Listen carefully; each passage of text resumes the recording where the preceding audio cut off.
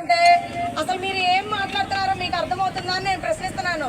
BJP party తరఫున, NDA ప్రభుత్వం తరఫున ఆ రోజు ఎవరైతే పాకిస్తాన్ తీవ్రవాదులు వెళ్ళి నరేంద్ర మోడీకి చెప్పుకోపో అన్నారో, ఆ చెప్పుకున్న తర్వాత మహిళలకి నరేంద్ర మోడీ గారు ఏం కార్యక్రమం చేసి చూపించారో, మహిళలను కించపరిచి అవమానించి మాట్లాడితే ఏం జరుగుతుందో కూడా మీరు చూసి కూడా మళ్ళీ ఇలా చేశారంటే ఇంకా ఇది ఈ పతనం మీ 11 నుంచి 0కి వెళ్ళితేనే ఈ కార్యక్రమం ద్వారా మేము మీకు తెలియజెప్తున్నాం అండి.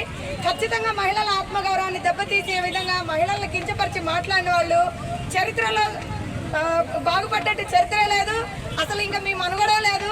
ఇంకా ఖబర్దార్ గుర్తుపెట్టుకోండి. ఇప్పుడు ఈ మీడియా ద్వారా ఉప ముఖ్యమంత్రి పవన్ కళ్యాణ్ గారికి, నారా చంద్రబాబు నాయుడు గారికి, నరేంద్ర మోడీ గారికి మేము సభాముఖంగా తెలియజేసుకుంటున్నాం, ఈ మీడియా ద్వారా తెలియజేసుకుంటున్నాం. ఆడవాళ్ళంటే ఎవరైనా ఆడవాళ్ళేనండి. మీ ఇంట్లో ఉన్న మీ తల్లి, అక్క, చెల్లి, భార్య ఎవరైనా ఆడవాళ్లే. మీరు అలా అసభ్యంగా మాట్లాడటం చాలా అమానుషం.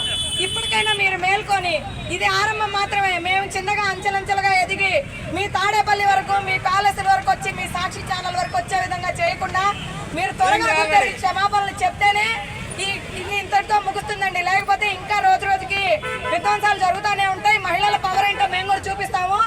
మహిళలు గతంలో యుద్ధాలు చేసి, యుద్ధాల్లో పోటీ చేసి అన్ని విధాలుగా మహిళలు ముందంజలో ఉన్నారు. మరొకసారి కూడా మహిళలు మేము ముందంజలో ఉంటామని ఈ మీడియా ద్వారా, ఛానల్స్ ద్వారా మీకు సభాముఖంగా తెలియజేసుకుంటున్నాం.